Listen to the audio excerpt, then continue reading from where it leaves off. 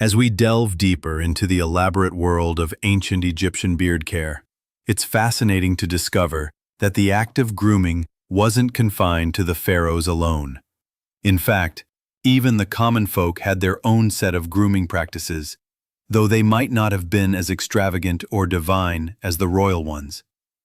But before we get into how the common Egyptians cared for their facial hair, let's step back and consider the cultural importance of beards across all levels of society. For a moment, imagine the streets of ancient Egypt, bustling with activity as people go about their daily routines.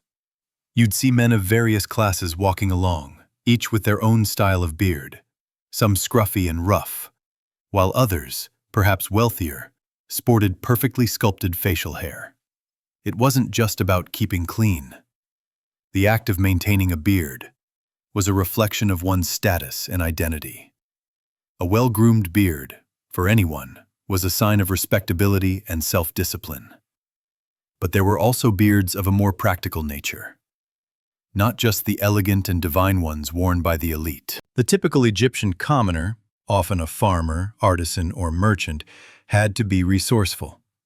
They didn't have the luxury of royal oils or lavish waxes, but they still had their methods for keeping their beards in check. Many of them used basic oils from plants like olive oil or palm oil, which were abundant and easy to obtain. These oils helped keep the beard soft and manageable in the dry desert heat.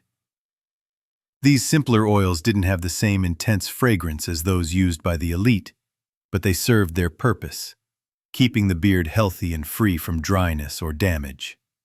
They'd also use combs made of wood or bone, tools that were far more accessible to the average person than the ivory or ornate combs reserved for royalty. But what's particularly interesting is that despite their limited access to luxurious products, the common Egyptians still valued grooming as much as their wealthier counterparts. Even if their beards were rough around the edges, they maintained them with a sense of pride. Whether they were cultivating a beard as a symbol of masculinity, or simply as a way to look presentable for social gatherings, facial hair was a cultural norm in Egyptian society. Historians still argue about how much importance the common people truly placed on their facial hair compared to the elite. Was the act of grooming just a societal expectation? Or did it have deeper meanings for the average Egyptian?